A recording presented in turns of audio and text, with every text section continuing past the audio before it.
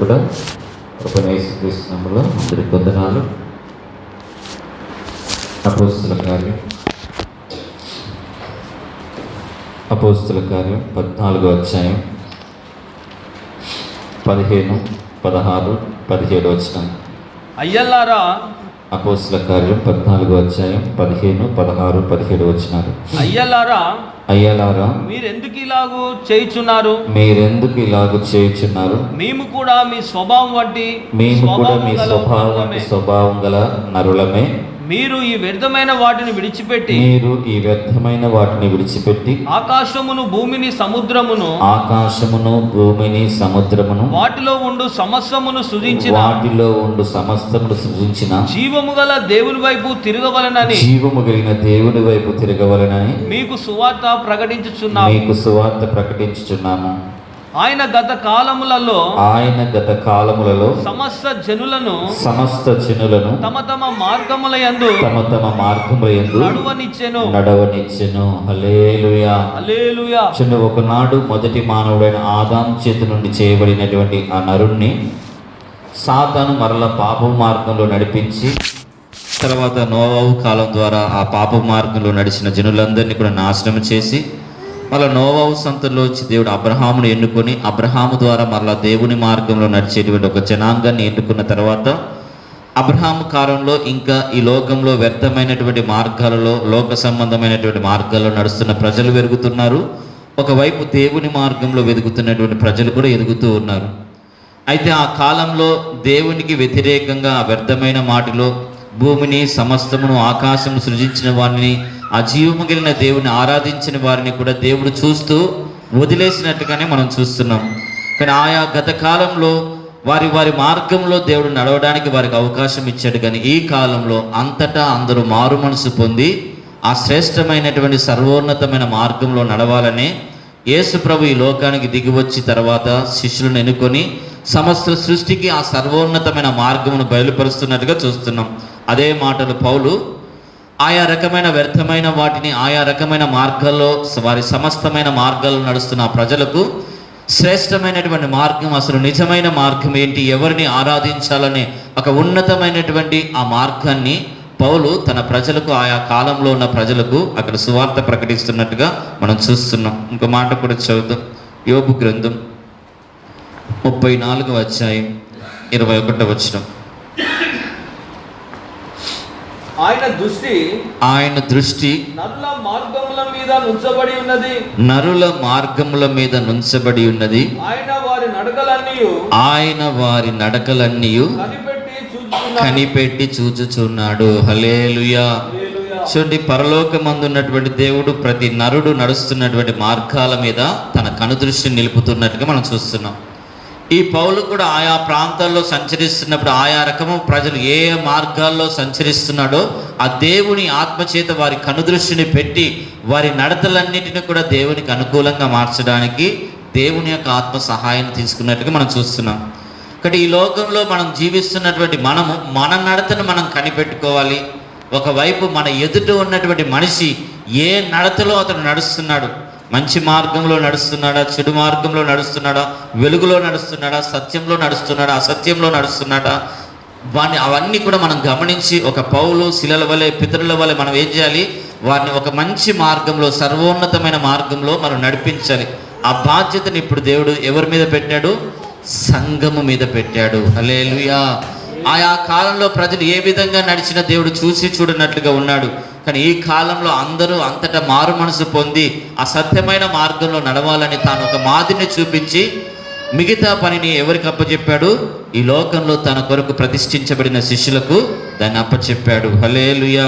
చూద్దాం, హెబ్రీయులకు రాసిన పత్రిక 10వ అధ్యాయం 19వ వచనం. హెబ్రీయులకు రాసిన పత్రిక 10వ అధ్యాయం 19వ వచనం.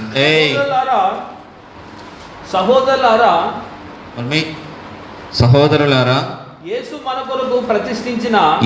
మన కొరకు ప్రతిష్ఠించిన మార్గమును అనగా నూతనమైనది జీవము గలది ఆయన శరీరం అను తెర ద్వారా ఏర్పరచబడిన మార్గము. హల్లెలూయా. సో ఈ మార్గం ఎక్కడ మరలా ప్రారంభించబడ్డదంటే ఈ లోకంలో ఆయా మార్గంలో నడుస్తున్నటువంటి ప్రజలందరికీ కూడా ఆ శరీరం అనే తెర ద్వారా లోపలికి పరిశుద్ధ స్థలంలోనికి పరలోకంలోకి ప్రవేశించలేని అన్యజనులందరినీ కూడా ఇప్పుడు యేసు ప్రభు తన శరీరం అనే తెర ద్వారా ఆ తెరను రెండుగా చీల్చి ప్రపంచంలో ఉన్న ప్రతి మానవాళిని ఆ పరిశుద్ధమైన పట్టణంలోకి వెళ్ళేటట్లుగా ఒక మార్గాన్ని ఏర్పరిచినట్లుగా మనం చూస్తున్నాం. కాబట్టి ఆయన మార్గాన్ని ఏర్పరిచాడు. ఆ మార్గంలోకి వెళ్ళడానికి ఇప్పుడు మనల్ని అనేకులు నడిపించడానికి మన మీద ఏం పెట్టాడు? ఆత్మల భారాన్ని పెట్టాడు. హల్లెలూయా. కాబట్టి ఈ కడవరి కాలంలో ఉన్న మనమందరం కూడా ఆ ప్రతిష్ఠించబడిన మార్గంలో మనల్ని మనం నడిపించుకుంటూ మన కుటుంబాలు నడిపిస్తూ ఈ లోకంలో అనేకులను ఆ నీతి మార్గంలో కూడా మనం నడిపిస్తే ఒకరోజు ఆకాశ నక్షత్రం వలె మనము జ్యోతుల వలె ప్రకాశిస్తామటండి. హల్లెలూయా. చూద్దాం కొన్ని మార్గాలు దేవుడు ఈ లోకంలో పెట్టినటువంటి కొన్ని మార్గాల గురించి మనం చదువుకుందాం. కీర్తన గ్రంథం 139వ అధ్యాయం 24వ వచనం. కీర్తన గ్రంథం 139వ అధ్యాయం 24వ వచనం. నీకు ఆయాసకరమైన మార్గము, నీకు ఆయాసకరమైనటువంటి మార్గము నాయందు ఉన్నదేమో చూడుము, నిత్య మార్గమున నన్ను నడిపించుము. హల్లెలూయా. ఇక్కడ కీర్తనాకారుడు ఈ లోకంలో ఎన్నో మార్గాలను చూస్తున్నాడు. పాప మార్గములను, దయ్యపు మార్గములను, మనుషుల మార్గములను, విగ్రహార్థ మార్గములను చూస్తున్నాడు. కానీ ఇక్కడ దావీదు ఏ మార్గంను కోరుకుంటున్నాడు? ప్రభువా, నాలో ఎక్కడైనా నీకు ఆయాసకరమైనటువంటి మార్గం ఉంటే దాన్ని తొలగించి ఆ నిత్యానికి చేర్చగలిగినటువంటి, ఆ పరలోకానికి చేర్చగలిగినటువంటి ఆ నిత్య మార్గమును నాకు బయలుపరచుమని కోరుకుంటూ ఉన్నాడు. హల్లెలూయా. కాబట్టి ఒకని తను నడుస్తున్న నడత తన దృష్టికి యథార్థంగా కనబడవచ్చు, కానీ అది ఎక్కడికి తీసుకుపోతుందట?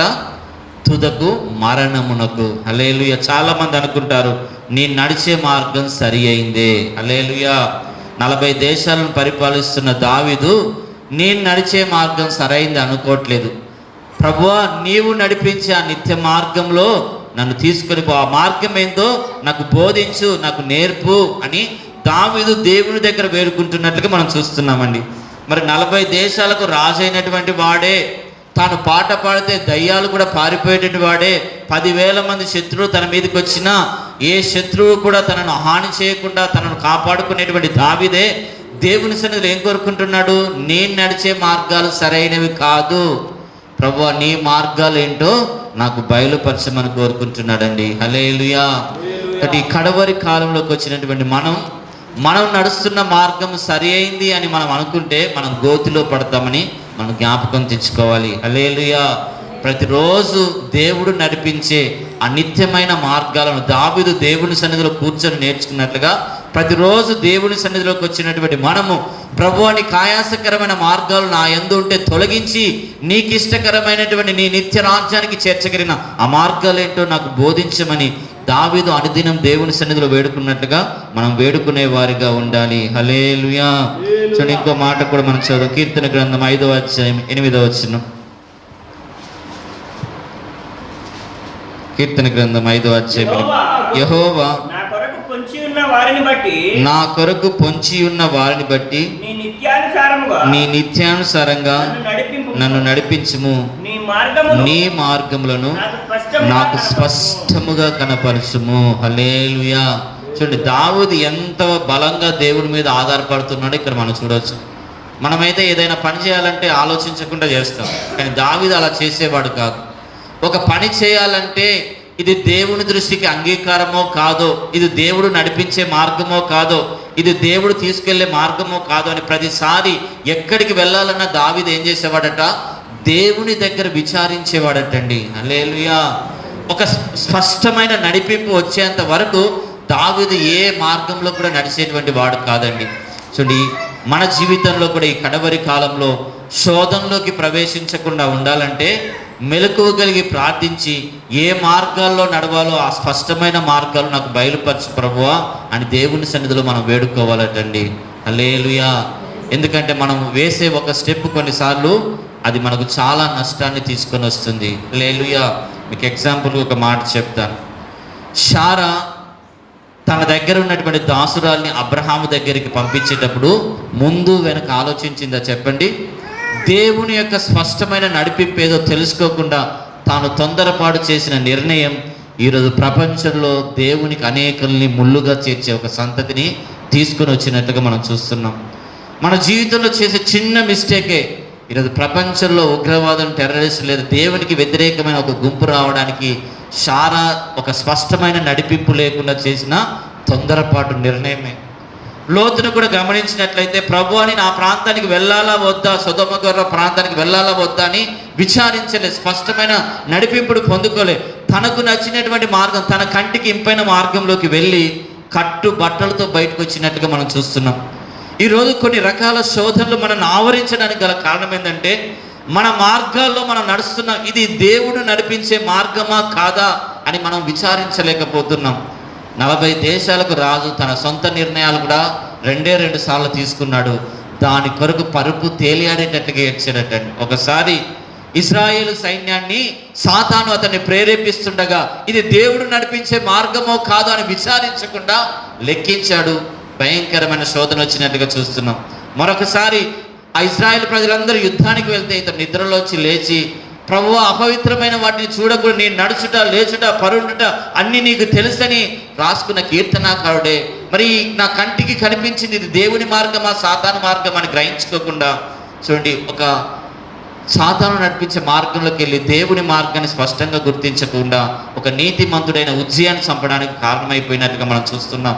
పొరుగు వాని భార్యను తెచ్చుకొని నీతిమంతుడిని చంపే నీతిమంతుడిగా నీతిమంతుడిగా ఉండి అనీతిమంతుడిగా దావీదు గుంపులోకి వచ్చినట్టుగా ఒక సందర్భంలో చూస్తున్నాం. ఒకటి ఈ లోకంలో మనం కంటికి కనిపించేవన్నీ దేవుడు మనకు అనుగ్రహిస్తున్న మార్గాలే అనుకుంటే కొన్నిసార్లు అది మనకు ఒక చీకటిలోనికి, ఒక బిలాములోనికి, ఒక నష్టంలోకి తీసుకుని వెళ్తుంది.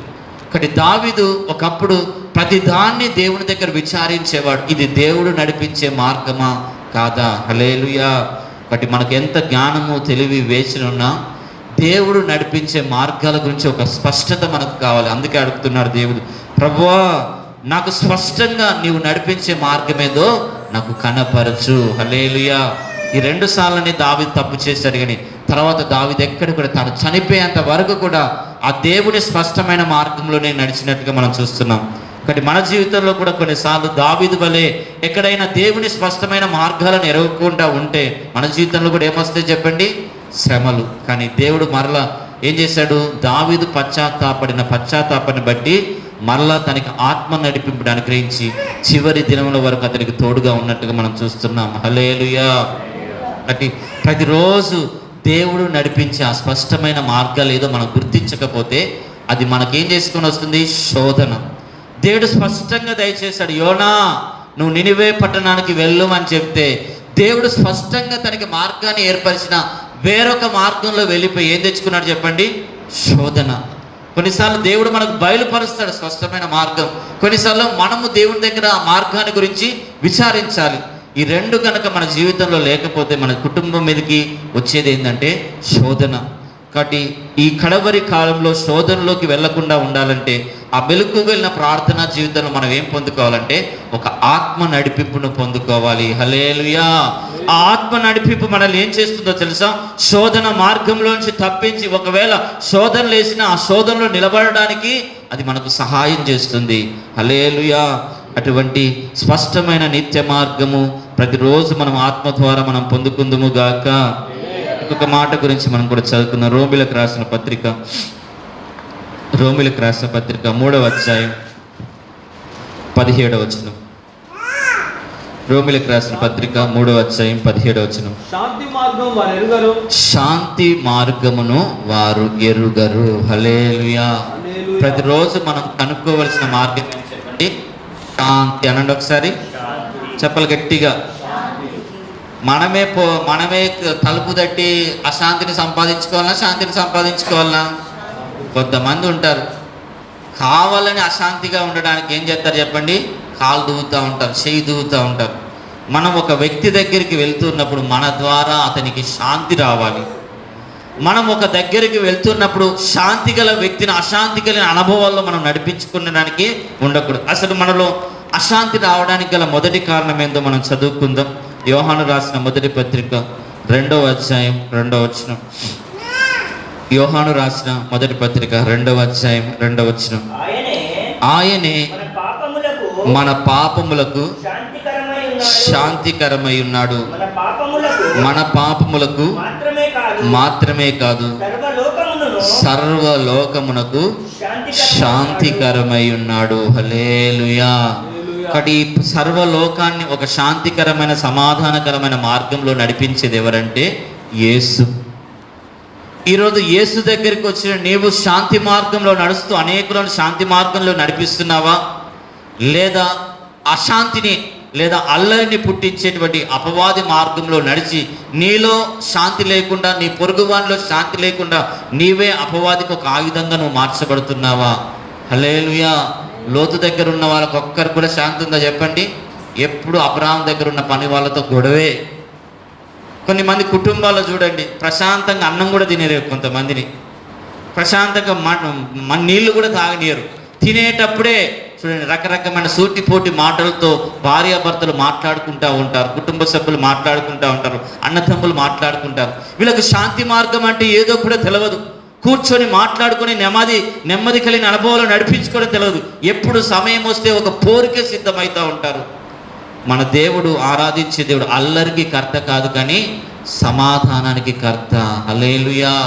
మనం శాంతి మార్గంలోనే మనం నడవడానికి ఇష్టపడాలి కానీ అశాంతి మార్గంలో నడవడానికి మనం ఇష్టపడకూడదు. దుష్టుడు మనల్ని అశాంతి మార్గంలో నడవడానికి ప్రేరేపిస్తూ ఉంటాడండి. హల్లెలూయా. ప్రాణము పోయిన మన జీవితంలో అశాంతిని రానియకూడదు. ఈ అశాంతి ఏం చేస్తుంది చెప్పండి?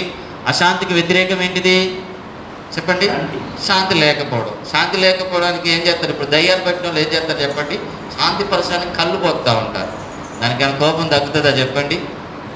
తగ్గదు. హల్లెలూయా. కాబట్టి ఈ లోకంలో ఎవరు మనల్ని శాంతిపరచలేరండి. దయ్యాలు మనల్ని శాంతిపరిచే అయితే ఈ రోగాలు అవసరం ఉండదు, ఈ కొట్లాట అవసరం ఉండదు, యుద్ధాలు అవసరమే ఉండదు. ఈ లోకంలో ప్రపంచమంతటికి శాంతి మార్గాన్ని బోధించిన వాడు యేసు ఒక్కడే. ఆ యేసు మార్గంలో నడుస్తున్న నీ జీవితంలో అశాంతికి నువ్వు అవకాశం ఇవ్వకూడదు. హల్లెలూయా. నువ్వు చిన్న అవకాశాన్ని కనుక అశాంతికి ఇచ్చినావు అనుకో, అదేం చేస్తుంది చెప్పండి? అది పెరిగి పెద్దదై మొక్కై నానై ఏ మనుషులు కూడా తెంచలేనంతగా అది మార్చబడుతుంది. హల్లెలూయా. కాబట్టి ఆయనే సర్వలోకానికి శాంతికరమై ఉండగా ఆ శాంతికరమైన మార్గాల్లో నడవడానికి దేవుడు అనేకమైనటువంటి వాటిని దేవుడి పరిశుద్ధ గ్రంథంలో లిఖించిండగా ఆ శాంతి మార్గంలో నడిచే కృప నువ్వు పొందుకోవాలి. మొదట అశాంతి మన జీవితంలో ఉండడానికి కారణం ఏంటి చెప్పండి? పాపం. చెప్పండి ఒకసారి. కయ్యనుకి ఏమున్నది? కయ్యనులో లోపల ఏమున్నది చెప్పండి? కయ్యను గుండెల్లో ఏమున్నది? చెప్పాలి. శాంతి ఉందా చెప్పండి? శాంతి లేదు. శాంతి ఉంటే అతడి అర్పించే అర్పణను దేవుడు అంగీకరించేవాడండి. తన హృదయంలో అశాంతి అనే మొలక రోజు రోజుకి ఏమైపోతుంది? మొక్క మ్రానైపోతుందండి. హల్లెలూయా. కాబట్టి మనం కొన్నిసార్లు చిన్న కోపమే అని కనుక ఒకసారి దాన్ని పెడచెవిన పెడితే ఆ చిన్న కోపం ఏమైపోతుంది చెప్పండి? ఒక వ్యక్తి ప్రాణాలు తీసేంత భయంకరమైన పాపంగా మార్చబడుతుంది. హల్లెలూయా.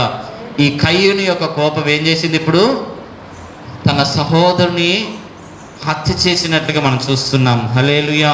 కాబట్టి ఇది కడవరి దినాలు. మనుషుల మీదకి మనుషులు, రాజ్యాల మీదకి రాజ్యాలు, దేశాల మీదకి దేశాలు, ఒక ఇంటి వారే తమ సొంత వారికి శత్రువులుగా మార్చబడే కాలం ఇది.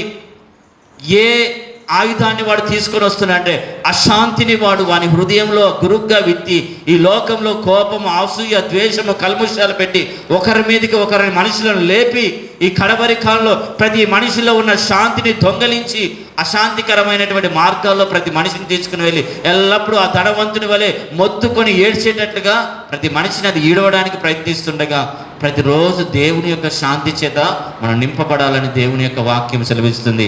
ఎక్కడ కూడా కోపానికి, ఆవేశానికి, ఉద్రేకానికి, అల్లలకు, అశాంతికి మనం ఒక్క చిన్న అవకాశం ఇచ్చిన అనుకో అది మొక్క ఏమైపోతుంది? నానుగా మార్చబడి నీ జీవితాన్ని సర్వనాశనం చేస్తుంది. హల్లెలూయా. అందుకే గొడ్డలి చెట్టు వేరున ఉంచబడింది. దేవునికి ఇష్టకరమైనటువంటి ఆ శాంతి ఫలములు, దీర్ఘశాంతము, ప్రేమ, దయాలత్వము కనుక ఈ కడబరి కాలంలో మనం పోగొట్టుకుంటే తీసుకుని ఏం చేస్తాడు దేవుడు? వాటిని అగ్నిలో పారేస్తాడు. హల్లెలూయా. కనుక సచ్చేంత వరకు భార్యాభర్తలు ఎట్లుండాలి? రోజు గుద్దులాట కొన్ని కుటుంబాలకు వెళ్తూ ఉంటానా, నాకే భోజనం పెట్టుకుంటారు, అక్కడ అనుకుంటూ ఉంటారు. మరి ఏం చేయాలి చెప్పు? మీరు ఏ ఇంటిలోకి ప్రవేశించినప్పుడు మీకు శుభము కలుగునుగాక, సమాధానం కలుగునుగాక అని ప్రకటించమన్నాడు. ఆ ఇల్లు యోగ్యమైందైతే అక్కడే ఉంటుంది సమాధానం, లేకపోతే ఏమవుతుంది? మేము వెళ్ళేటప్పుడు మాతో పాటు బయటకు వచ్చేస్తుందండి. హల్లెలూయా. ఇట్లా ఉంటారు కొంతమంది భార్య భర్తలు. ఆడనే భోజనం పెడతారా, అక్కడనే భర్త మీద భార్య షాడీలు చెప్తుంది, భార్య మీద భర్త షాడీలు చెప్తుంది. ఇద్దరి మధ్యలో ఏం లేదు చెప్పండి? సమాధానం, శాంతి లేదండి. హల్లెలూయా. దేవుడు నీ శత్రువుతో కూడా సమాధానం పడమని చెప్తా అంటే సొంత భార్యతో సమాధాన పడే కృప ఉండదు కొంతమందికి, సొంత భర్తతో సమాధాన పడే కృప ఉండదండి. ఇటువంటి జీవితాలు కనుక మన జీవితంలో ఉంటే దేవుని రాజ్యానికి మనం దూరంగా ఉన్నాం. హల్లెలూయా. చూడు, ఇంకో మాట చదువుతాం. యెషయా గ్రంథం 26వ అధ్యాయం 3వ వచనం. యెషయా గ్రంథం 26వ అధ్యాయం 3వ వచనం. ఎవని మనస్సు నీ మీద ఆనుకొనును వానిని నీవు పూర్ణ శాంతి గలవానిగా కాపాడుదువు. ఏలయనగా అతడు నీ యందు విశ్వాసముంచి ఉన్నాడు. హల్లెలూయా. అసలు దేవుడు ఎవరిని శాంతి మార్గంలో నడిపిస్తారంటే, ఎవరి మనసు అయితే ప్రతిరోజు దేవుని మీద ఆడుకుంటుందో వాడిని పూర్ణ శాంతిగా ఈ లోకంలో జీవించేవాడిగా దేవుడు మారుస్తూ ఉంటాడండి. హల్లెలూయా. చిన్న చిన్న మాటకే ఈరోజు రేగుతుంది అంటే నీలో కోపం, ఆవేశం, ఉద్రేకం, నీ మనసును పూర్తిగా దేవుని మీద నువ్వు కేంద్రీకరించలేకపోతున్నావు. అందుకే నీ దేవుడైన యెహోవాను ఆరాధించేటప్పుడు నీ పూర్ణ హృదయంతో, నీ పూర్ణ ఆత్మతో నువ్వు దేవుణ్ణి ఆరాధించలేకపోతున్నావు. నీ మనసు పూర్తిగా దేవుణ్ణి ఆనుకోకపోవడం వల్ల ఆ అసమాధానం కలిగించే శాంతి లేని అనుభవాలు ఏం చేస్తున్నాయి? నిన్ను పూర్ణ హృదయంతో దేవుణ్ణి ఆరాధించకుండా అవి అడ్డగిస్తున్నాయి. కనుక దేవుని సన్నిధిలోకి వచ్చిన నీవు పూర్తిగా దేవుని మీద ఎప్పుడైతే ఆధారపడడం మొదలు పెడతావో పరిపూర్ణమైన శాంతితో ఈ లోకంలో జీవించడానికి దేవుని యొక్క ఆత్మ నీకు సహాయం చేస్తుంది. హల్లెలూయా. ఆ విధంగా పరిపూర్ణమైన శాంతి చేత దేవుడు మనలందరినీ కూడా నడిపించును గాక. ఆ శాంతి మార్గంలో దేవుడు మనల్ని నడిపించినట్లుగా మనమందరం కూడా దేవుణ్ణి ఆనుకొని నడుచుకుదుముగాక. మన మనసును ఎప్పుడూ కూడా దేవుని మీద ఆను పెట్టుకొని నడిపింపబడదుముగాక. చూడండి, యోహాను రాసిన సువార్త 14వ అధ్యాయం 27వ వచనం. యోహాను సువార్త 14వ అధ్యాయం 27వ వచనం. శాంతిని మీకు అనుగ్రహించి వెలుచున్నాను, నా శాంతినే మీకు అనుగ్రహించుచున్నాను. లోకం ఇచ్చినట్లుగా నేను మీకు అనుగ్రహించట్లేదు. మీ హృదయములను కలవరపడనీయకండి, వెరవనీయకండి. హల్లెలూయా. అశాంతి మరొకటి మన జీవితంలో రావడానికి గల కారణం ఏంటంటే కలవరాలు. చెప్పండి ఒకసారి. మొదటిగా కలవరాలు రావడానికి ఏంటిది? పాపం ఒక కారణం. రెండోది, అశాంతి మన జీవితం మీద ఏలుబడి చేయడానికి గల కారణం ఏంటంటే కలవరం. నా భవిష్యత్తు ఏమైపోతుందో, నేను ఉన్నటువంటి ఈ ప్లేస్ నాకు ఆశీర్వకరంగా ఉంటుందో లేదో అన్న కలవరం. అబ్రహాము రాళ్ళు రప్పలు కలిగిన ప్రాంతంలో ఉన్నప్పుడు అబ్రహాం జీవితంలో ఏం లేదు చెప్పండి? కలవరం లేదు.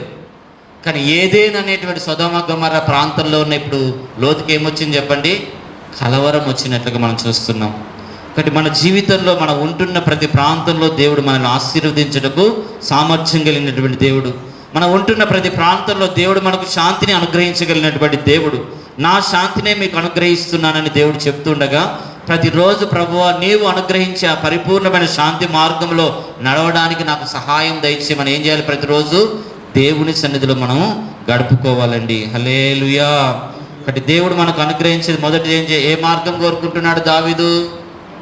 దావీదు కోరుకుంటున్న మార్గం ఏంటి? ఆ నిత్య మార్గం, ఆ స్పష్టమైన నిత్య మార్గం ఏంటో నాకు బయలుపరచు ప్రభువా అని 40 దేశాలకు రాజే తన సొంత మార్గంలో తన సొంత ఆలోచన చేత నడిపించబడకుండా దేవుని యొక్క స్పష్టమైన ఆత్మ నడిపింపుడు కోరుకుంటున్నాడు. 2, పితరులందరూ కూడా ఏ మార్గాన్ని కోరుకున్నారు? శాంతి మార్గం. హల్లెలూయా. చూడండి, దావీదు చూడండి, కొన్నిసార్లు మనం గమనించినట్లయితే ఎక్కడ కూడా తన సొంతంగా గుద్దులాట ఆడుకోవడానికి ఎక్కడ కూడా వెళ్ళలేదు. దావీదు తన సొంత కుమారుడు తను చంపుదామని చూపిన శాంతికరంగా ఒక కొండకు పారిపోతున్నట్టుగా మనం చూస్తున్నాం. కాబట్టి కడవరి దినంలో దేవుడు మనందరికీ కూడా ఆ శాంతి మార్గంలో నడవడానికి దేవుడు సహాయము దయచేయునుగాక. మనం ఎంతగా దేవుణ్ణి ఆనుకొని నడుస్తామో దేవుడు మనకు ఆ శాంతి మార్గాన్ని బయలుపరుస్తారు. ఇంకొక మాట చదువుకుందాం. యెషయా గ్రంథం 33వ అధ్యాయం 8వ వచనం. రాజమార్గములు పాడైపోయిను, త్రోవన నడుచువారు లేకపోయిరి. అష్షూరు నిబంధన మీరెను పట్టణమునకు అవమానపరచెను, నరులను తృణీకరించెను. హల్లెలూయా. ఇక్కడ రాజమార్గములన్నీ పాడైపోవడానికి, పట్టణములన్నీ అవమానపరచబడడానికి, నరులందరూ కూడా దేవుని చేత తృణీకరింపబడడానికి గల కారణం ఏంటంటే, ఏం ఖరాబ్ అయిపోయినాయట చెప్పండి? రాజమార్గం అనండి ఒకసారి. చెప్పాలి గట్టిగా. ఒకటి ఏం పాడు చేసుకోవద్దు మనం. ఇప్పుడు నేను ఈ నుంచి రాయపర్తి పోవాలంటే ఆ ఖమ్మం వెళ్ళే హైవే మంచిగుంటే పోగలుగుతానా, మంచి లేకుండా పోగలుగుతానా? మన వర్షాలు వచ్చినాయి, కొన్ని తుఫాన్లు వచ్చినాయి, హైవేలు ఏమైపోయినాయి? ఖరాబ్ అయిపోయినాయి. ఈ పట్టణానికి ఆ పట్టణానికి వెళ్ళడానికి ఇప్పుడు అనుమతి ఉన్నది చెప్పండి? రోడ్లు పాడైపోయినా కనుక వెళ్ళలేకపోయారు. అలాగనే మన ఆధ్యాత్మికమైన జీవితంలో కూడా దేవుడు కొన్ని మార్గాలను ఏర్పాటు చేశారు. ఈ లోక సంబంధమైన మార్గాలు తుఫాన్ల వల్ల, గాలుల వల్ల, లేదా రకరకమైన యాక్సిడెంట్ వల్ల కూడా ఆ మార్గాలు పాడైపోయి ఒకదానికి ఏమైపోతుంది? కనెక్షను కట్ అయిపోతుంది. ఇప్పుడు రాజమార్గం అంటే అర్థం ఏంటి? రాజెవరు చెప్పు? రాజెవరు? ప్రకటన గ్రంథం ఆయన ప్రభు, రాజులకు రాజు, ప్రభువులకు ప్రభు. ఈ రాజమార్గం మనల్ని ఎక్కడ తీసుకుని వెళ్తుంది? రాజు దగ్గరికి తీసుకుని వెళ్తుంది. హల్లెలూయా. ఇక్కడ రాజు దగ్గరికి తీసుకుని వెళ్ళే ఈ మార్గం ఏం కాకూడదు? పాడు కాకూడదు. చెప్పండి ఒకసారి. మరి ఈ లోక సంబంధమైన మార్గాలేమో తుఫాన్ల వల్ల, యాక్సిడెంట్ వల్ల ఖరాబ్ అయిపోతాయి. మరి రాజు దగ్గరికి వెళ్ళేటువంటి మార్గం ఎలా ఖరాబ్ అయిపోతుంది చెప్పండి? ఒకటి సాతాను ద్వారా, 2 నీ ద్వారా. వేరే మార్గాలు ఏవి లేవండి. హల్లెలూయా. ఒకటి రాజ మార్గము కనుక మన జీవితంలో పాడైపోతే మనం రాజస్థానికి వెళ్ళిపోతామా? ప్రపంచంలో ఉన్న 400 క్రైస్తవుల్లో ఇప్పుడు 25% మంది మాత్రమే రాజమార్గంలో ఉన్నారు. మిగతా 75% ఆ తోక చేత ఏం చేసింది సాతాను? వారి మార్గాలన్నిటినీ కూడా కూల్చివేసి ఇక్కడి నుంచి అక్కడికి వారి శరీరాలు, పునరుద్ధాన శరీరాలు దాల్చకుండా వారి రాజమార్గాలన్నిటిని ఏం చేసింది? వీరి బలహీనతను బట్టి అది పాడు చేసిందండి. హల్లెలూయా. చూద్దాం అసలు రాజమార్గం పాడైపోవడానికి కొన్ని అనుభవాలు ఏంటో మనం ధ్యానించుకుందాం. సామెతల గ్రంథం 16వ అధ్యాయం 17వ వచనం. సామెతల గ్రంథం 16వ అధ్యాయం 17వ వచనం. చెడుతనమును విడిచి నడుచుటయే యథార్థవంతులకు రాజమార్గం, తన ప్రవర్తనను కనిపెట్టుకునేవాడు తన ప్రాణమును కాపాడుకొనును. హల్లెలూయా. ఇప్పుడు ఈ లోక సంబంధమైన మార్గం ఖరాబ్ అయిపోయిందని తెలిసి కూడా, రోడ్డు అంతా కొట్టుకపోయిందని తెలిసి కూడా ఆ మార్గంలో వెళ్తే మన ప్రాణం ఉంటుందా, పోతుందా? కొన్నిసార్లు ఏమైపోయినాయి? కాళ్ళన్నీ కూడా ఏమైపోయినాయి? ఆ ప్రభావంలో కొట్టికొరిపోయినాయి. అంటే దారి ఖరాబ్ అయిందని తెలిసి కూడా కొంతమంది ఏం చేస్తారు? అత్యుత్సాహం చేత వెళ్తూ ఉంటారు. వాని జీవితం పాడైపోయిందన్న ఆ స్పష్టత అతనికి మనస్సాక్షి హెచ్చరిస్తున్నా కూడా కొంతమంది ఏం చేస్తూ ఉంటారు చెప్పండి? ఆ చెడు మార్గంలో నడవడానికే ఇష్టపడుతూ ఉంటారండి. హల్లెలూయా. ఎవరు రాజమార్గంలో ఉన్నారంటే చెడుతనమును విడిచి నడిచేవాడు ఎప్పుడు రాజమార్గంలో ఉన్నాడు. ఎందుకంటే ఆ రాజమార్గంలో, ఆ రాజగృహంలో, ఆ రాజు కట్టించిన ఆ పట్టణంలో ఏం లేదు? చెడుతనానికి చోటు లేదు. కనుక చెడుతనానికి చోటు లేనటువంటి ఆ సియోను యెరూషలేములోనికి మనం వెళ్ళాలి అంటే ఆ చెడుతన మార్గాలన్నింటినీ కూడా మన జీవితంలోంచి తొడుచుకోవాలి. దాన్ని ఏమంటున్నాడు దేవుడు? రాజమార్గం. హల్లెలూయా. కానీ ఈరోజు రాజమార్గం పాడైపోవడానికి గల కారణం ఏంటంటే ఆ చెడుతనం కలిగిన మార్గం మన జీవితంలో ఉండడాన్ని బట్టే ఆ మార్గాన్ని సాతాను మనకి ఏం చేస్తుంది? కనపడకుండా, గుడ్డితనాన్ని కల్పించి దేవుని రాకల్లో ఎత్తబడకుండా, ఆ రాజు దగ్గరికి పోకుండా అది మనల్ని అడ్డగిస్తూ ఉంది. హల్లెలూయా. కాబట్టి ప్రాణము పోయినా మనము చెడు మార్గంలో నడవకూడదు. యథార్థవంతుడు అని యోబుకు పేరైన ఉందండి. యోబుకి ఏం పేరు ఉంది చెప్పండి? చెడుతనమును విసర్జించిన వాడు యథార్థవంతుడు. ఎందుకు చెప్పండి? మీరు చెప్పండి. ఒక 4 కారణాలు చెప్పండి. యోబు యథార్థవంతుడు అని ఎట్లా చెప్తారు? చెప్పాలి. మీరు వాక్యం బాగా చదివిన వాళ్ళైతే చెప్తారు. యోబు యథార్థవంతుడు అని ఎట్లా చెప్తారు? ఫస్ట్ సాతాను వచ్చి ఏం చేసింది? అతని ఆస్తి మీద టార్గెట్ చేసింది. 2 సాతాను వచ్చి దేని మీద టార్గెట్ చేసింది? కుమారులను టార్గెట్ చేసింది, కుమార్తెను టార్గెట్ చేసింది. మళ్ళీ సాతాను వచ్చి దేని మీద టార్గెట్ చేసింది? తన సర్వ శరీరం మీద టార్గెట్ చేసింది. 4 ఎవరిని టార్గెట్ చేసింది? భార్యను. 4 దిక్కుల నుండి సాతాను యోబును శోధించినా కూడా నోటి మాట ద్వారా కూడా చెడుతనం పలకనటువంటి, నోటి మాట ద్వారా కూడా పాపము చేయనటువంటి వాడు యోబు. హల్లెలూయా. అందుకే దేవుడు అంటాడు, ఇంకా యోబు యథార్థతను విడవకుండెను. హల్లెలూయా. ఈరోజు నువ్వు ఒక్క దెబ్బకే నిలబడలేకపోతున్నావు. సాతాను నలుదిక్కుల నుంచి నువ్వు ప్రేరేపిస్తే నువ్వు దేవుని కొరకు నిలబడగలుగుతావా? ఒకవైపు ఆస్తి, మరొక వైపు ఆరోగ్యం, మరొక వైపు తన కన్న కొడుకులు కుమార్తెలు, మరొక వైపు స్నేహితులు, తనొక వైపు తన శరీరమే సహకరించట్లేదు. కానీ యోబు యథార్థవంతుడిగా జీవించినట్టుగా మనం చూస్తున్నాం. ఈ కడవరి కాలం ఎవరు ఆ రాజమార్గంలో నిలబడడానికి దేవుడు సహాయం చేస్తాడంటే, పాపమును విడిచి చెడు మార్గాన్ని విడిచిపెట్టి తన యథార్థంగా తన నోటిని తన సర్వ శరీరాన్ని కాపాడుకునేవాడే. హల్లెలూయా. బట్ ఈ కడవరి కాలంలో ఉన్నాం. సులువుగా చిక్కులు పెట్టి ఏ పాపమైనా మనల్ని ఆ చెడుతనం కలిగిన మార్గంలో నడిపించి యథార్థమైన మార్గంలో నడవకుండా అది మనల్ని అడ్డగిస్తూ ఉంటుంది. కాబట్టి యథార్థంగా మనం గనక జీవిస్తే ఆ రాజమార్గం ఎన్నటికి మన నుండి దూరము కాదు. హల్లెలూయా. అక్కడ వరకు రాజమార్గంలో నిలిసే ఆ యథార్థమైన ఆ జీవితం దేవుడు మనందరికీ దయచేయునుగాక. చూద్దాం. రెండవది, ఎవరు ఆ రాజమార్గములకు దూరంగా వెళ్ళిపోతారో చూద్దాం. సామెతల గ్రంథం 15వ అధ్యాయం 19వ వచనం. సోమరి మార్గము ముళ్ళ కంచె, యథార్థవంతుల త్రోవ రాజమార్గం. హల్లెలూయా. మొదట ఎవరు యథార్థవంతులు చెప్పండి? చెడుతనాన్ని విసర్జించడం. 2 యథార్థవంతులు ఎవరు? సోమరిపోతి. కొంతమంది జీవితంలో ఆత్మ సంబంధమైన సోమరితనం ఉంటుంది. శరీర సంబంధమైన సోమరితనం గల వారికి ఏమొస్తుంది చెప్పండి? చింపిరి గుడ్డలు. ఏమనుంది చెప్పండి? శరీర సంబంధమైన సోమరితనం ఉంటే వారి కుటుంబంలో ఏమొస్తుందట? చింపిరి గుడ్డలు. ఆత్మ సంబంధమైన సోమరితనం ఉంటే ఏమొస్తుంది మరి చెప్పండి? శరీర సంబంధమైన సోమరితనం వచ్చినా కనీసం తాగడానికి ఏం దొరుకుతాయి చెప్పండి?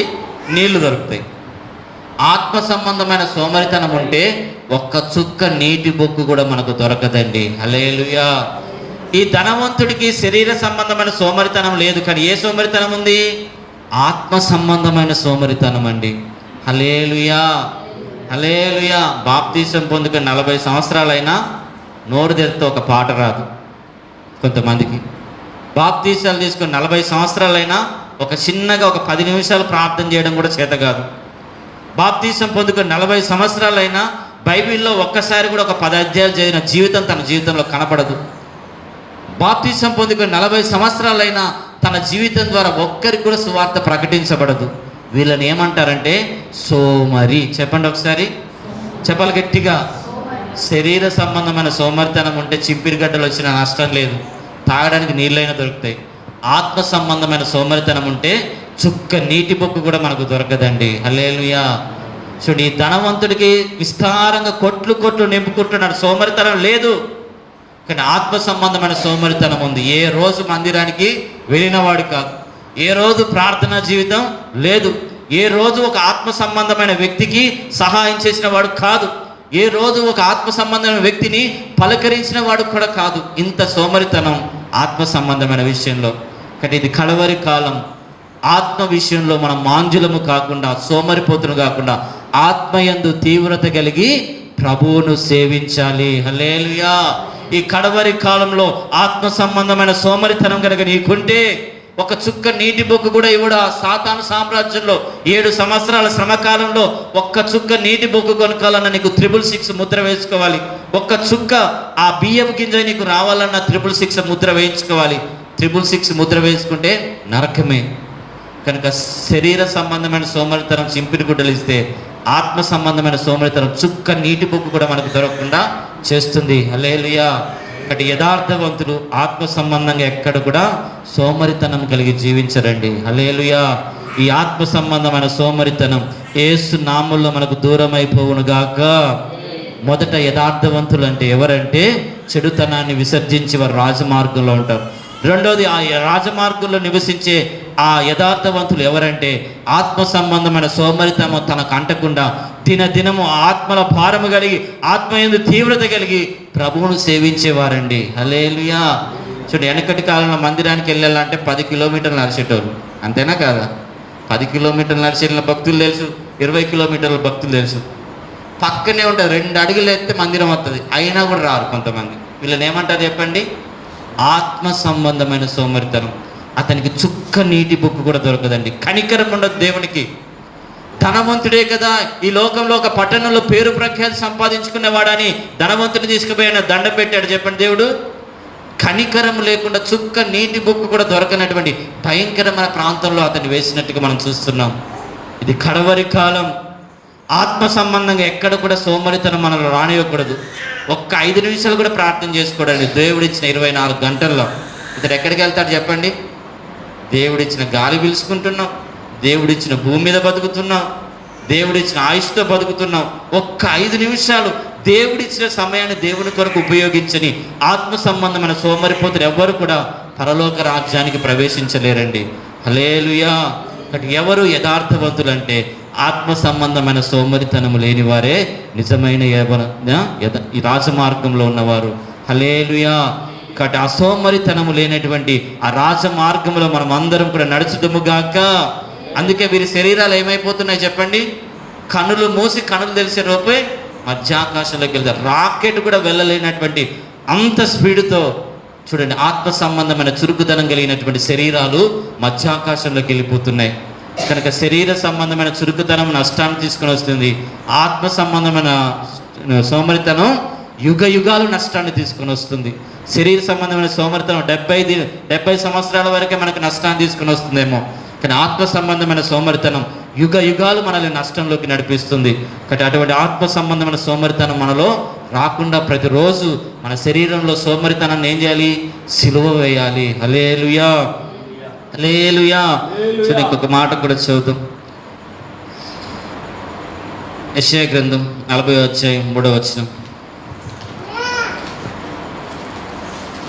యెషయా గ్రంథం 40వ అధ్యాయం 3వ వచనం. ఆలకించుడి, అడవిలో ఒకడు ప్రకటించుచున్నాడు. ఎట్లనగా అరణ్యంలో యెహోవాకు మార్గము సిద్ధపరచుడి, ఎడారిలో మా దేవుని రాజ్యమును సరాలము దయచేడి. హల్లెలూయా. ఇప్పుడు యథార్థంగా నడుస్తున్నటువంటి రాజమార్గంలో ఉన్న మనలందరికీ దేవుడు ఏం చేశాడు చెప్పండి? రాజమార్గాన్ని ఏం చేయాలంటే మనము సరళం చేయాలి. పాడైపోయిన రోడ్లను ఏం చేస్తుంది మున్సిపాలిటీ? చేంజ్ చేస్తుంది.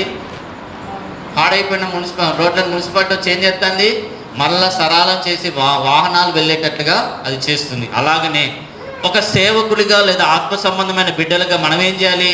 ఆ పరలోక రాజ్యానికి వెళ్లకుండా అనేక మంది ఆటంకంగా అనేకమైన పాపపు మార్గాలు, లోక మార్గాలు, సోమరి మార్గాలు వారు ఏర్పరిచి ఉండగా మనం ఏం చేయాలట?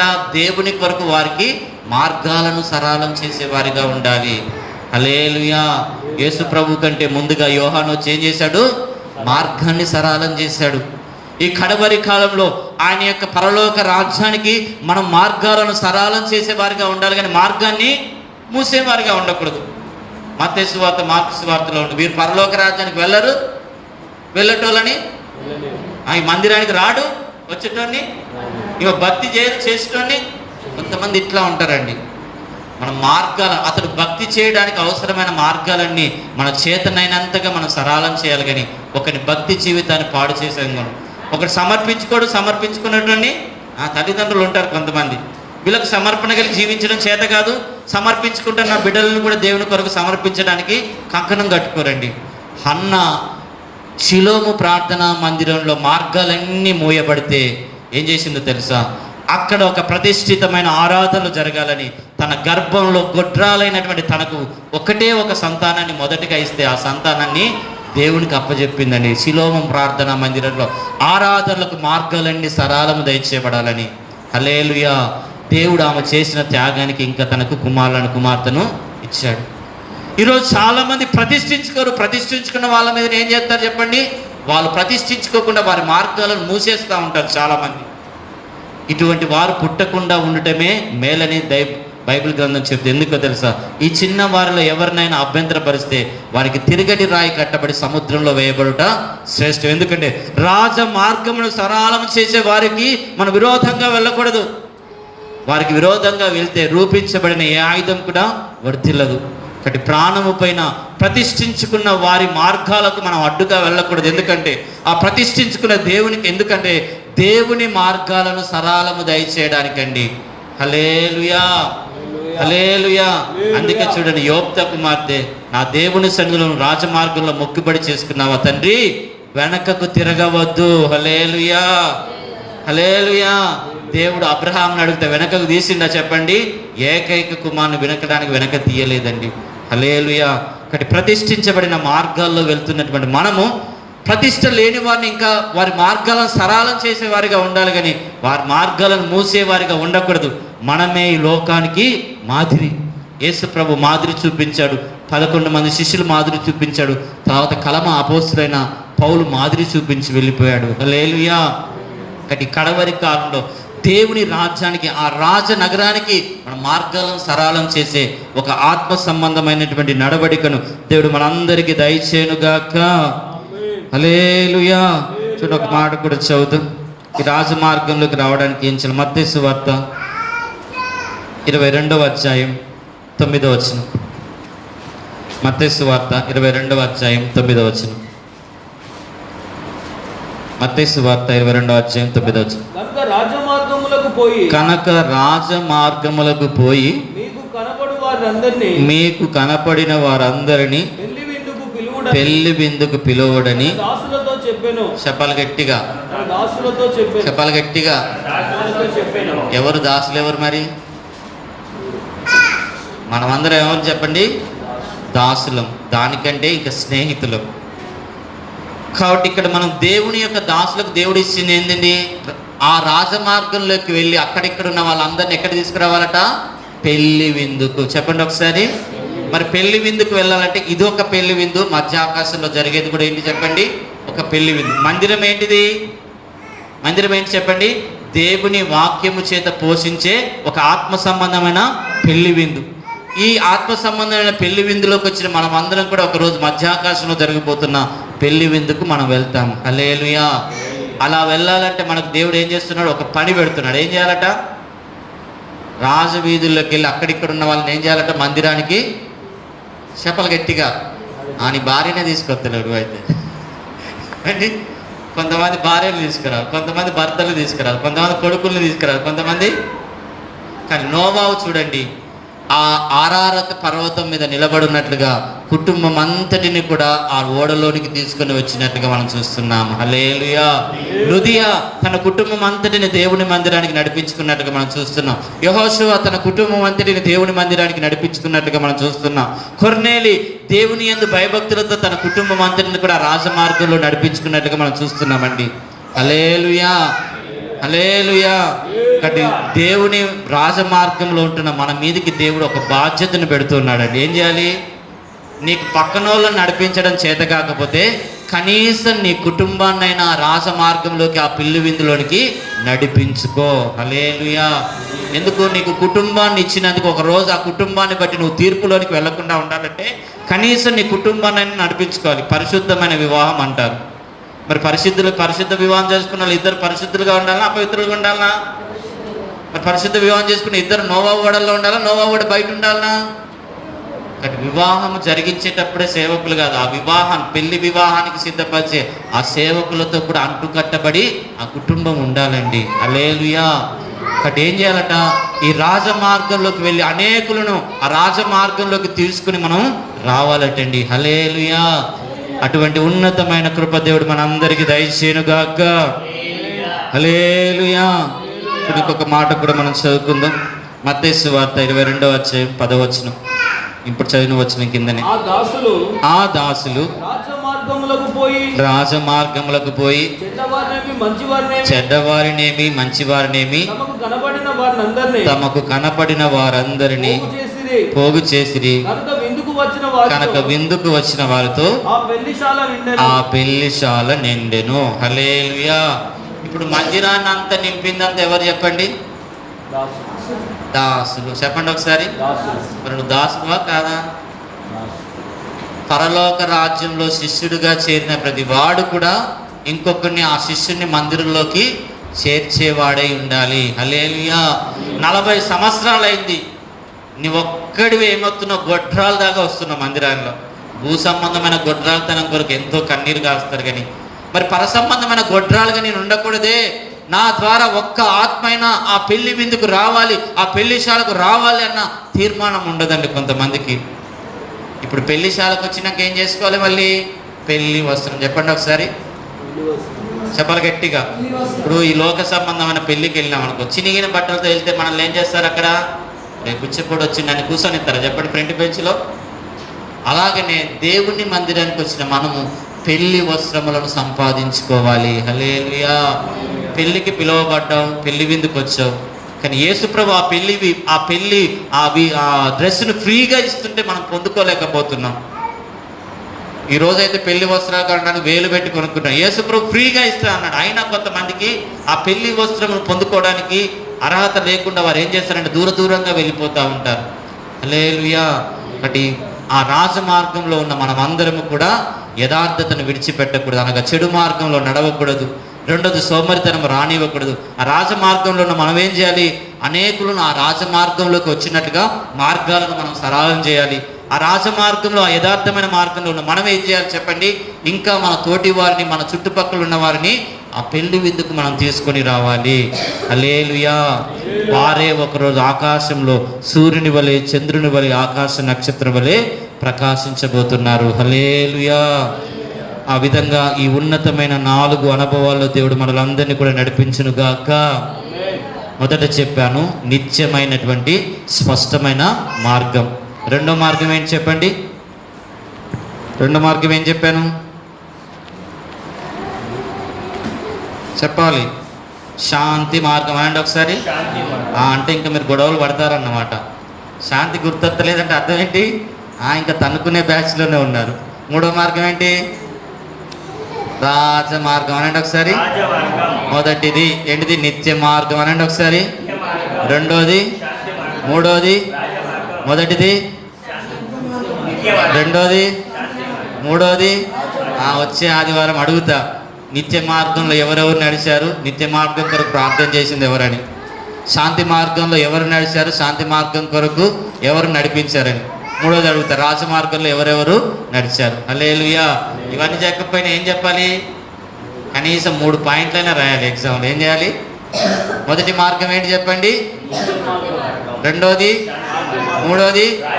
ఆయా కాలంలో ప్రజలు వారి ఇష్టం వచ్చినంగా నడిస్తే దేవుడు ఏమనలే. కానీ ఈ అంత్యకాలంలో అంతటా అందరూ మారు మనసు పొంది ఈ సర్వోన్నతమైన శ్రేష్టమైన మార్గంలో నడవడానికి దేవుడు ఆది అపోస్తులను ఎంపుకొని ఏం చేశాడు?